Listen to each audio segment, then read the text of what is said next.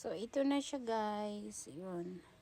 Pwedeng, ito, pwede dito mo siya ilalagay yung relo. Relo ata. Tapos, ito, di ko alam. Paano, ano yun ba to? So, di ko alam kung ano ito. Ayan siya. Ito na yung lagayan ng alahas. Kung maglilinis ka ng alahas. Tsaka, pwede mo ilagay dito yung salamin para linisan mo. Kasya lang talaga siya yung salamin. Tapos yung mga relo mo. Tapos yan. Yan naman yung